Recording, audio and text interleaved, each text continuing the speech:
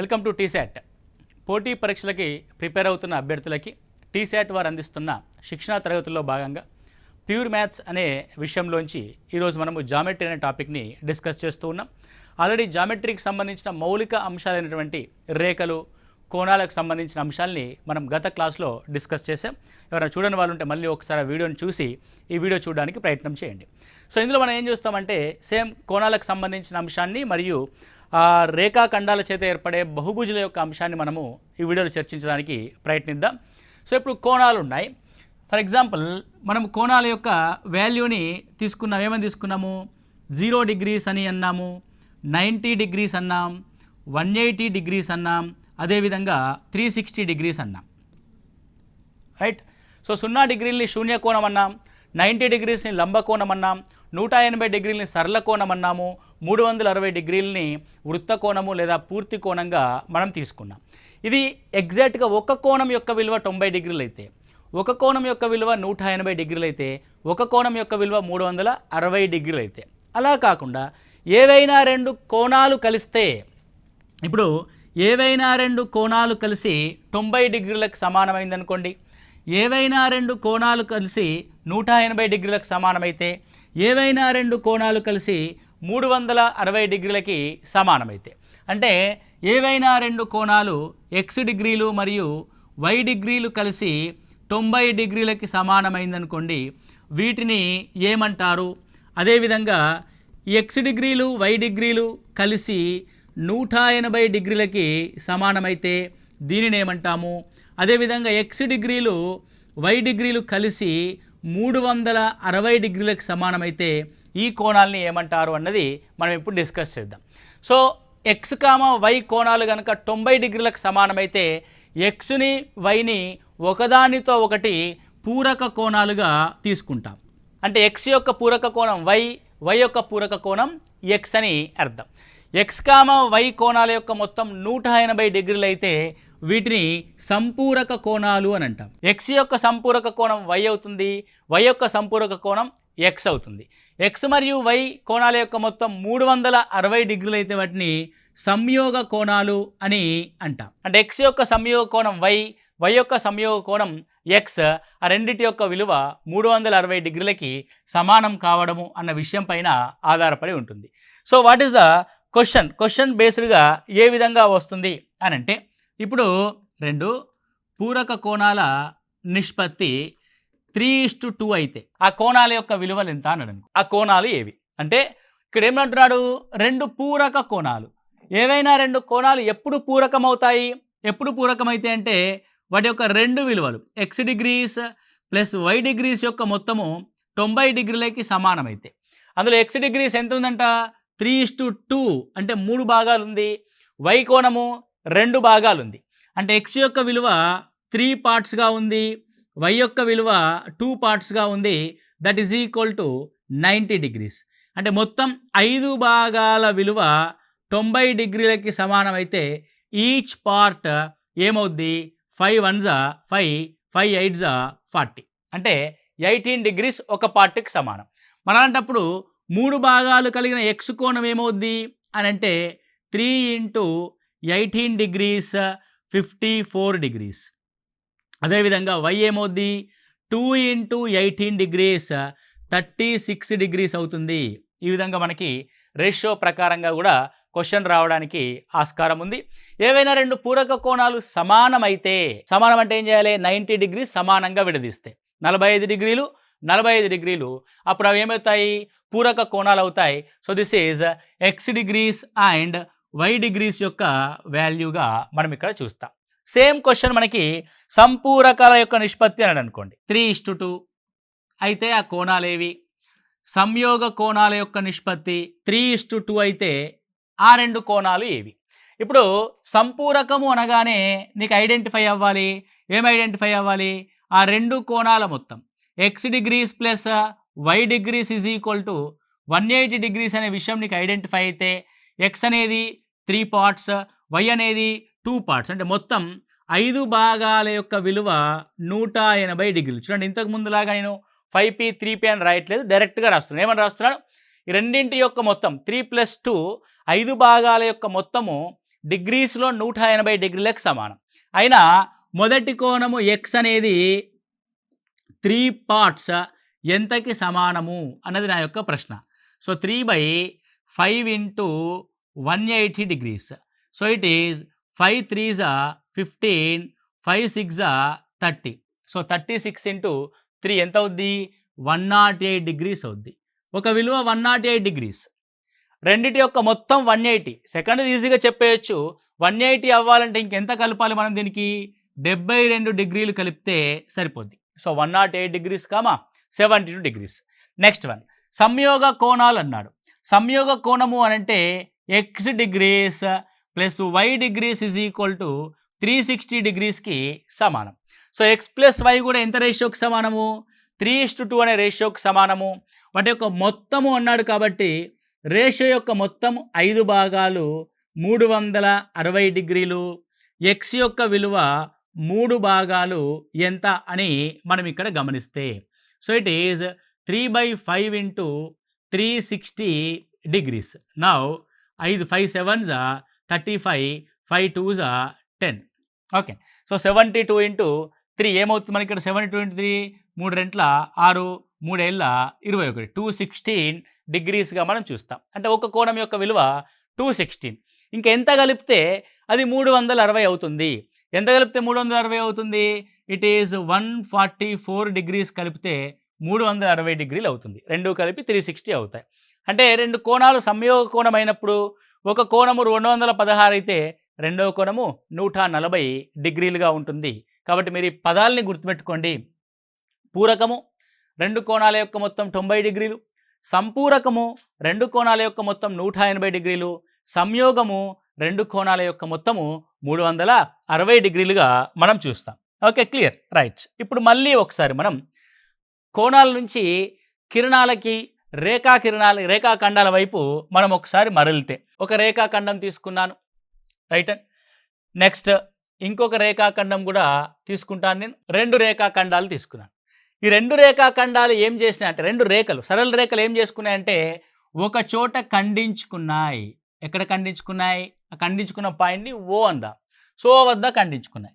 ఇది మొదటిది PQ, ఇది రెండవది RS అనుకోండి. సో మీకు ఏం చెప్పాం మనము అని అంటే, ఇది ఉమ్మడి బిందువు కలిగిన OS అనే కిరణం, ఉమ్మడి బిందువు కలిగిన OP అనే కిరణం. అంటే ఓ వద్ద ఇటువైపు కోణం ఏర్పడింది కదా, రైట్. సో ఏం కోణం ఇది? Angle POS, right. సో ఇటువైపు ఒక కోణం ఏర్పడింది కదా, ఏంటిది కోణం? Angle QOR, angle QOR, right. So ఇక్కడ జాగ్రత్తగా గమనిస్తే ఇవి 2 సరళ రేఖలు ఖండించుకున్న బిందువుని మనం ఏమంటారంటే, ఉమ్మడి బిందువుని శీర్షము అని అంటాం, లేదంటే ఖండన బిందువు అని అంటాం. ఖండించుకున్న బిందువు, 2 రేఖలు ఖండించుకున్నాయి, ఖండించుకున్న బిందువుని శీర్షము అని అంటాం. శీర్షానికి 2 ఒకదానితో ఒకటి ఎదురెదురుగా ఉన్నాయి. సో 2 సరళ రేఖలు ఖండించుకున్నప్పుడు ఎదురెదురుగా ఉన్న కోణాలని శీర్షాభిముఖ కోణాలు అని అంటాం. సో 2 సరళ రేఖలు ఖండించుకున్నప్పుడు శీర్షాభిముఖ కోణాలు సమానంగా ఉంటాయి. ఇక్కడ 110 డిగ్రీస్ ఉందనుకోండి, ఇక్కడ కూడా 110 డిగ్రీలే ఉంటుంది. 120 ఉంటే 120 ఉంటుంది, 130 ఉంటే 130 ఉంటుంది, ఎక్స్ ఉంటే ఎక్స్ ఉంటుంది. అంటే I mean angle POS is equal to angle QOR. So 2 సరళ రేఖలు ఖండించుకున్నప్పుడు ఒకటే జత ఏర్పడుతుందా? ఇది ఒక జత, 1 పేర్. ఓకే, ఇంకో జత కూడా ఉంది కదా, ఇగో ఈ 2 గ్యాప్స్. సో ఇక్కడ ఇది ఒక కోణమే. ఏం కోణం ఇది? Angle SOQ. సో దీనికి ఎదురుగా, ఆ శీర్షాభిముఖానికి ఎదురుగా ఏర్పడిన కోణము యాంగిల్ POR, రైట్. సో ఇవి 2 కూడా సమానం. అంటే angle POS is equal to angle QORఏ కాకుండా angle SOQ is equal to angle POR అవుతుంది. అంటే శీర్షాభిముఖ కోణాలు సమానం అవుతాయి. మీరు ఇక్కడ గమనించండి, ఈ రెడ్ కలర్ స్ట్రేట్ లైన్ ఉంది కదా, రెడ్ కలర్ స్ట్రేట్ లైన్లో POS ఉంది, SOQ ఉంది. రెడ్ కలర్ స్ట్రేట్ లైన్, ఒక స్ట్రేట్ లైన్ పైన ఏర్పడే 2 కోణాల మొత్తము ఏమవుతుంది? స్ట్రేట్ లైన్ పైన ఏర్పడే కోణము స్ట్రేట్ యాంగిల్, సరళ కోణము అని మనం నిన్నటి క్లాస్లో చూసుకున్నాం. ప్రొట్రాక్టర్ పెట్టి స్ట్రేట్ లైన్ గీసాం. అంటే ఇప్పుడు ఈ రెండింటి యొక్క మొత్తం పిఓఎస్ అండ్ ఎస్ఓక్యూల యొక్క మొత్తం 180 డిగ్రీలు అవుతుంది. ఏదైనా ఒక స్ట్రేట్ లైన్ పైన ఏవైనా రెండు కోణాలు కనుక ఏర్పడితే x degrees and y degrees అనే పార్ట్ ఏర్పడింది అనుకోండి. నేను పైన పార్ట్ చూస్తున్నాను, రైట్, లైక్ దిస్, ఈ విధంగా ఉంది. ఇలా ఒక స్ట్రేట్ లైన్ పైన ఒక రెండు కోణాలు కనుక ఏర్పడితే దీన్ని లీనియర్ పేర్ అని అంటాం. It is called linear pair, రేఖీయ ద్వయం అవుతుంది. రేఖీయ ద్వయం యొక్క మొత్తం ఎంత అంటే 180 డిగ్రీలకి సమానం అవుతుంది. అంటే ఇప్పుడు యాంగిల్ పిఓఎస్ కామా యాంగిల్ ఎస్ఓక్యూల యొక్క మొత్తం ఎంత? 180 డిగ్రీస్. ఫర్ ఎగ్జాంపుల్ ఇది 110 అనుకోండి, ఇది 70 అవుతుంది. 120 అయితే 60 అవుతుంది. 130 అయితే 50 అవుతుంది. 90 అయితే ఇంకో 90 అవుతుంది. It's clear. అంటే ఒక స్ట్రేట్ లైన్ పైన ఏర్పడిన రెండు కోణాల యొక్క మొత్తము 180 డిగ్రీలకి సమానంగా ఉంటుంది. శీర్షం పరంగా ఆలోచిస్తే శీర్షానికి ఎదురెదురుగా ఉన్న కోణాలు సమానం అన్నాం. సో శీర్షానికి పక్క పక్కన ఉన్న కోణాలు ఏమంటారంటే ఆసన్న కోణాలు అని అంటాం. ఆసన్న కోణాల జత మొత్తము 180 డిగ్రీలకి సమానం. ఇప్పుడు మనకి ఈ రెండు కిరణాలు లేదంటే రెండు సరళ రేఖలు ఖండించుకున్నప్పుడు ఏర్పడిన 4 కోణాల్లో ఒక కోణం యొక్క విలువ తెలిసిన మిగతా అన్ని రాయొచ్చు. సో దిస్ ఈజ్ 110, దీనికి ఎదురుగా ఉన్నది ఇది 110, దీనికి పక్కన ఉన్నది ఇది 70, దీనికి ఎదురుగా ఉన్నది ఇది 70. పక్క పక్కన ఉంటే 180, ఎదురెదురుగా ఉంటే equal, right and simple.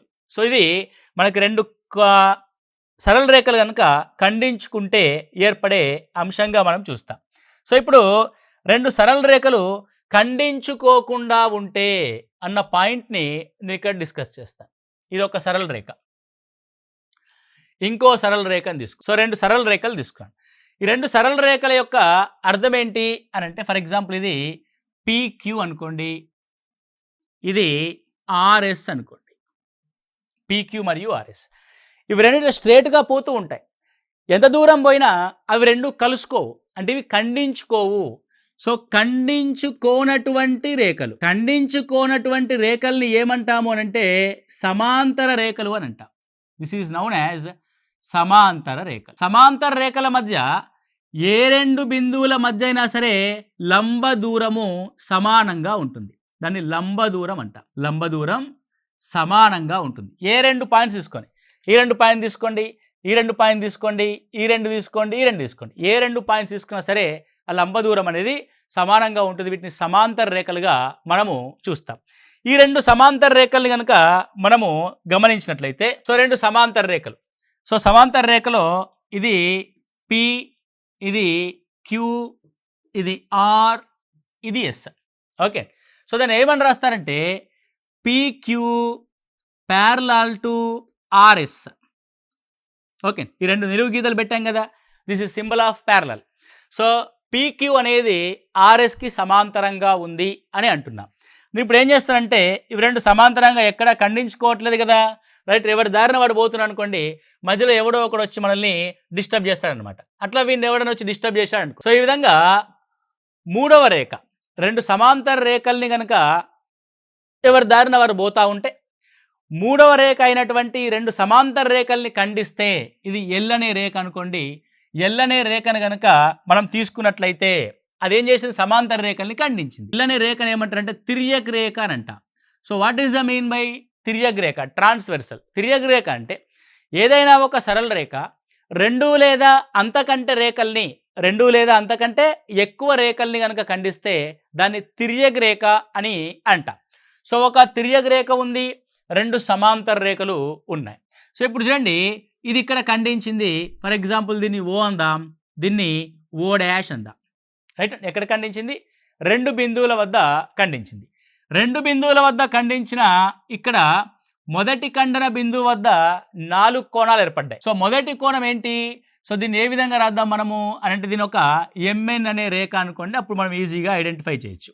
So లేదంటే ఈ ఐడెంటిఫికేషను ABCDలతో కాకుండా నేను చేసిన నెంబర్లతో ఐడెంటిఫై చేస్తాను.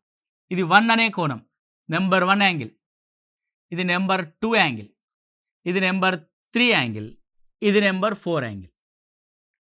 సేమ్ ఇక్కడ కూడా ఐడెంటిఫై చేస్తే ఇది నెంబర్ 5 యాంగిల్, ఇది నెంబర్ 6 యాంగిల్, ఇది నెంబర్ 7 యాంగిల్, ఇది నెంబర్ 8 యాంగిల్. మొత్తం ఎన్ని కోణాలు ఏర్పడ్డాయి? 8 కోణాలు ఏర్పడ్డాయి. 2 సమాంతర రేఖలు, ఒక తిర్యక రేఖ ద్వారా మనకి మొత్తం 8 కోణాలు అంటే ఏర్పాటు కావడం జరుగుద్ది. మీరు జాగ్రత్తగా గమనించండి. అంటే జస్ట్ మనం ఏం చెప్పాం, జామెట్రీ అనేది పరిశీలన ద్వారా డెవలప్ అయింది. దీన్ని కూడా మనం పరిశీలిద్దాం. ఏమని పరిశీలిద్దాము? 2 రేఖలు ఉన్నాయి, 2 రేఖల యొక్క లోపల 4 కోణాలు ఉన్నాయి, 2 రేఖల యొక్క బయట 4 కోణాలు ఉన్నాయి. రేఖల యొక్క లోపల ఉన్న కోణాలని అంతర కోణాలు అని అంటాం. సమాంతర రేఖలకి లోపలి వైపు ఏర్పడిన కోణాలని అంతర కోణాలు అంటారు. సమాంతర రేఖకి బయట వైపు ఏర్పడిన కోణాలని బాహ్య కోణాలు అని అంటారు. సో ఇప్పుడు అంతర అంటే లోపల ఉన్న కోణాలు, బాహ్య అంటే బయట ఉన్న కోణాలు. నెక్స్ట్ వన్, ఇక్కడ చూడండి, యాంగిల్ 1 గురించి పరిశీలిస్తే నీకేమనిపిస్తుంది? సరళ రేఖకి పైన తిర్యక రేఖకి ఎడమ వైపున ఏర్పడిన కోణము. యాంగిల్ 1 ఏర్పడిందంటే సమాంతర రేఖకి పైన తిర్యక రేఖకి ఎడమ వైపు. 5 గురించి చెప్పండి, సేమ్ 5 గురించి చెప్పినప్పుడు సేమ్ మాట చెప్తాం మనం. సమాంతర రేఖకి పైన తిర్యక రేఖకి ఎడమ వైపున, ఇది కూడా పైన మరియు ఎడమ వైపున. ఈ రెండింటి యొక్క అడ్రస్ ఒకే రకంగా ఉంది కాబట్టి ఒకే రకంగా ఏర్పడిన కోణాలు అంటే సమాంతర రేఖల పైన ద సేమ్ లొకేషన్లో ఏర్పడిన కోణాలు. 1 అనేది సమాంతర రేఖకి పైన తిర్యక రేఖకి ఎడం వైపు, 5 అనేది సమాంతర రేఖకి పైన తిర్యక రేఖకి ఎడం వైపు. ఇలా ఒకే లొకేషన్లో ఏర్పడిన కోణాలని ఏమంటారు అని అంటే కరస్పాండింగ్ యాంగిల్స్ అని అంటాం. మనం కరస్పాండింగ్ అడ్రస్ తెలుసు కదండి, మనం ఇంట్లో ఉంటాం, ఆఫీస్లో ఉంటాం, ఎక్కడ ఉంటే అక్కడికి అడ్రస్ అనేది వస్తుంది. వాటిని కరస్పాండింగ్ యాంగిల్స్గా పేర్కొంటాం. ఏమున్నాయి కరస్పాండింగ్ యాంగిల్స్? యాంగిల్ 1, యాంగిల్ 5 అనేది ఒక జత, 2 and 6 అనేది మరొక జత, ఓకే. 4 and 8 అనేది ఒక జత, నెక్స్ట్ 3 and 7 అనేది ఒక జత. వీటిని కరస్పాండింగ్ యాంగిల్స్ అంటాం. తెలుగులో సదృశ్య కోణాలు అని అంటాం. అంటే చూడ్డానికి ఒకే రకంగా ఉండే కోణాలు, సదృశ్య కోణాల యొక్క జతలు. సో ఇప్పుడు అదే తిర్యక రేఖ, అదే ప్యారలల్ లైను, అదే లొకేషన్ కాబట్టి అలా ఏర్పడే కోణాలు ఎప్పుడూ కూడా సమానంగా ఉంటాయి. Angle 1 is equal to 5, angle 2 is equal to 6, angle 4 is equal to 8, angle 3 is equal to 7, right. ఇప్పుడు చూడండి, 1 వద్ద x డిగ్రీస్ ఉందనుకోండి, 5 వద్ద కూడా x డిగ్రీస్ ఉంటుంది, 2 వద్ద y డిగ్రీస్ ఉందనుకోండి, 6 దగ్గర కూడా y డిగ్రీస్ ఉంటుంది. సో 1కి 3 అనేది శీర్షాభిముఖం కాబట్టి ఇది కూడా x, 2కి 4 శీర్షాభిముఖం కాబట్టి ఇది కూడా y, 6కి 3 y, 5కి 7 y, ఓకే. అంతర కోణాలని గమనించండి, 3, 4, 5, 6. 3కి పక్కన కాకుండా నెక్స్ట్ పక్కన ఉన్నది x అండ్ x అంటే రెండు సమానం. అంటే 1/1 అంతర కోణాల్లో పక్క కోణం కాకుండా అవతల పక్క కోణము అంటే 1/1 అనేది ఈక్వల్ అవుతుంది. వీటిని ఏమంటారంటే ఏకాంతర కోణము అని అంట. అంతరం ఉంది మధ్యలో, అంతర కోణాల్లో ఒకే ఒక గ్యాప్ ఉంది. ఏకాంతర అంతర కోణాల్లో ఒకదాన్ని వదిలిపెట్టి ఒకటి అని అర్థం.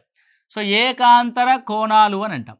అంటే 3 తర్వాత 4ను వదిలేసి 5 తీసుకోండి, 4 తర్వాత 5ను వదిలేసి 6 తీసుకోండి, ఇవి సమానంగా ఉన్నాయి. అంటే ఏకాంతర కోణాల జతలు సమానము. అదేవిధంగా ఏక బాహ్య కోణాలు, ఏక అంటే అర్థం బాహ్య కోణాల్లో ఒకటి వదిలేసి ఇంకొకటి తీసుకోండి అర్థం, ఏక బాహ్య కోణాలు. సో 1 ఉంది, 1 దగ్గర x ఉంటే 2 దగ్గర y ఉంది, ఈక్వల్ లేదు. 7 దగ్గర y ఉంది, ఈక్వల్ లేదు. 8 దగ్గర సో x. సో ఇప్పుడు 1 దగ్గర x ఉంది, 2 దగ్గర y ఉంది, ఈక్వల్ లేదు. కానీ 7 దగ్గర మళ్ళీ x ఉంది. అంటే 1 and 7 ఈక్వల్. బాహ్యంగా ఉండే దాంట్లో పక్కది కాకుండా నెక్స్ట్ కోణము మనకి ఈక్వల్ అవుతుంది. వాటిని ఏక బాహ్య కోణాలంటాం. Angle 1 is equal to angle 7, angle 2 is equal to angle 8. నీ క్వశ్చన్స్ ఏ విధంగా అడుగుతాడు దీని మీద అని అంటే వాల్యూస్ పరంగా క్వశ్చన్స్ అడగొచ్చు, లేదంటే స్టేట్మెంట్ రూపంలో క్వశ్చన్స్ అడగొచ్చు. రెండు సమాంతర రేఖల్ని ఒక తిర్యగ రేఖ కనుక ఖండించినప్పుడు క్రింది వాటిలో ఏ స్టేట్మెంటు సత్యము, ఏ స్టేట్మెంటు అసత్యము అని అంటాడు. ఏం సత్యము అని అంటే ఏకాంతర కోణాలు సమానము అనేది సత్యము, ఏకబాహ్య కోణాలు సమానం అనేది సత్యము, సదృశ్య కోణాలు సమానం అనేది సత్యము. రైట్. మిగతావి ఆసన్న కోణాలు, ఆసన్న కోణాల యొక్క మొత్తము 180 డిగ్రీలకు సమానం. ఆసన్న కోణం ఒకటి, ఆసన్న కోణం 2, ఆ రెండింటి యొక్క మొత్తం 180. 2 యొక్క ఆసన్న కోణం 3, ఆ రెండింటి యొక్క మొత్తం 180. 3 యొక్క ఆసన్న కోణం 4, ఆ రెండింటి యొక్క మొత్తం 180. 4 యొక్క ఆసన్న కోణం 5, ఆ రెండింటి యొక్క మొత్తం 180. 5 యొక్క ఆసన్న కోణం 6. ఇట్లా ఏ రెండు పక్క కోణాల యొక్క మొత్తం తీసుకున్నా సరే 180 డిగ్రీలకి సమానం, 180 డిగ్రీలకి సమానం అవుతుంది. 180 డిగ్రీలకు సమానం అయ్యే వాటిని ఏమంటారంటే సంపూరక కోణాలు అని అంటాము. సంపూరక కోణాలు అని అంటాం. తిర్యగ రేఖకి ఒకే వైపున ఉన్న రెండు కోణాలు సంపూరకాలు. నేనేమంటున్నాను పాయింట్, తిర్యగ రేఖకి ఒకే వైపున ఉన్న రెండు కోణాలు సంపూరకాలు, 2,3 సంపూరకాలు. స్టేట్మెంట్లు అడుగుతాడు అట్లా. నెక్స్ట్, సమాంతర రేఖకి ఒకే వైపున ఉన్న కోణాలు సంపూరకాలు, 1 and 2 సంపూరకం, 3 and 4 సంపూరకం. అంటే తిర్యగ రేఖకి ఒకే వైపున ఉన్న రెండు కోణాలు సంపూరకాలు, సమాంతర రేఖకి ఒకే వైపున ఉన్న రెండు కోణాలు సంపూరకాలుగా మనం చూస్తాము. ఓకే, ఇది లైన్స్ అండ్ యాంగిల్స్లో ప్యారలల్ లైన్స్ అండ్ ట్రాన్స్వర్సల్ సమాంతర రేఖలు మరియు తిర్యగ రేఖలకు సంబంధించిన అంశం. సో సార్ క్వశ్చన్ ఏ విధంగా అడుగుతాడు అని అంటే నేను జనరల్గా ఒక స్ట్రేట్ లైన్ గీసా. Okay right. నెక్స్ట్ వన్, ఇది ఒక ట్రాన్స్వర్సల్. ఇది ఇక్కడ 105 డిగ్రీస్ అనుకోండి. So what is the angle of X degrees value ఎంత అంటాడు. సింపుల్. నువ్వు దీనికోసము తలలు బద్దలు కొట్టుకొని ఏకాంతర కోణాలు, కరస్పాండింగ్ యాంగిల్స్, సదృశ్య కోణాలు అంతా చదవద్దు. సింపుల్గా ఏం చేయాలంటే నువ్వు రాసుకుంటూ వెళ్ళాలి. ఫర్ ఎగ్జాంపుల్ ఇది 105, దీని పక్కన ఎంత ఉంటుంది 75 ఉంటుంది. దీని పక్కన ఎంత ఉంటుంది, రెండు సమానం కాబట్టి ఇది 105 ఉంటుంది, ఇది 75 ఉంటుంది. ఇక్కడ 105 కాబట్టి ద సేమ్ పొజిషన్లో ఇది కూడా 105 ఉంటుంది. So what about X angle 75 degrees. ఇలా స్టార్టింగ్ ప్రిపరేషన్లో భాగంగా అన్ని కోణాలని రాయడానికి మీరు ప్రయత్నం చేయాలి. ఆటోమేటిక్గా నీకు ఆన్సర్ వస్తుంది. So it is 75 degrees. So it is 105 degrees. కాబట్టి in this question what is the X value? 75 degrees was X value. Okay. So sometimes మనల్ని క్వశ్చన్ ఏమడుగుతాడు అని అంటే ఇవి రెండు సమాంతర రేఖలు ఆయన మెన్షన్ చేస్తాడు. అవి రెండు సమాంతర రేఖలని మెన్షన్ చేస్తాడు. సో ఇది ఎక్స్, ఓకే, ఇది Y, right. So X degrees is to Y degrees is equal to 4:5. Then find the X and Y value. X and వైలు ఉంటే సమానంగా ఉండాలి. 4:5లో ఉన్నాయంటే అవి సమానంగా లేవు అని అర్థం. సమానంగా లేకపోతే ఆ రెండు కోణాల మొత్తం ఏమవుద్ది 180 డిగ్రీస్ అవుతుంది. అది మనకు తెలుసు ఆ విషయం. సమాంతర రేఖలు మరియు ట్రాన్స్వర్సల్లో తిర్యగ రేఖలో మనకు ఉండేటి రెండు జతలు. ఒకటి సమానంగా ఉండే జతలు, రెండవది వాటి రెండింటి యొక్క మొత్తము సంపూరకాలు అయ్యే జతలు. ఇవి సమానంగా లేవు కాబట్టి ఇవి సంపూరక కోణాల యొక్క జతలు. 4:5 అంటే రెండిటి యొక్క మొత్తము 9 భాగాలు 180 డిగ్రీలు అయితే 4 భాగాలు ఎంత? ఎగ్జామినేషన్ హాల్లో క్యాలిక్యులేషన్ పడుగు తగ్గించుకోవడానికి ప్రయత్నం చేయాలి. By observing the digits 9 will becomes as 2 times and 0, 4 will becomes as 8 times with 0. ఇది 80. 5 అనేది 2 times 10 and 0, that is 80 degrees and 100 degrees. X is equal to 80 డిగ్రీలు, y is equal to 100 డిగ్రీస్గా మనం చూస్తాము. ఓకే. సో దీనికి సంబంధించిన most of the important application questions ఈ transversal మరియు parallel lines సమాంతర రేఖలు మరియు తిర్యగ రేఖల పైన మనము కొన్ని ఎక్సర్సైజ్ ప్రాబ్లమ్స్ అనేటి నెక్స్ట్ క్లాస్లో మనం చూద్దాం. క్లియర్గా అర్థం చేసుకొని ప్రయత్నం చేయండి. ఖచ్చితంగా 2 మార్కులు ప్రతి కాంపిటేటివ్ ఎగ్జామ్స్లో 2 క్వశ్చన్స్ సమాంతర రేఖలు మరియు తిర్యగ రేఖ మీద అడుగుతున్నాడు. కాబట్టి చాలా జాగ్రత్తగా చూడండి. కన్ఫ్యూజన్ ఏమీ లేదు. పక్కపక్కన ఉన్న కోణాల మొత్తం 180, పక్కపక్కన లేకపోతే ఆ రెండు కోణాలు సమానం. That's it, simple. Okay. So మళ్ళీ ఒకసారి వీడియోని క్షుణ్ణంగా చూడండి. Very clear. ఆ టర్మినాలజీని గుర్తుపెట్టుకొని ట్రై చేయండి. స్టేట్మెంట్ రూపంలో క్వశ్చన్ అడుగుతాడు. ఒకవేళ క్వశ్చన్ రూపంలో మనకు డిగ్రీస్ ఆఫ్ వాల్యూ అడిగితే మాత్రం పక్కపక్క కోణాల మొత్తం 180 లాగా, పక్కన లేకపోతే సమానంగా ఉండేలాగా మీరు ఆన్సర్ని గుర్తించవలసి ఉంటుంది. That is a very simple technique. Okay, I hope మీకు అందరికీ అర్థమైంది అని అనుకుంటున్నాను. Thank you. All the best.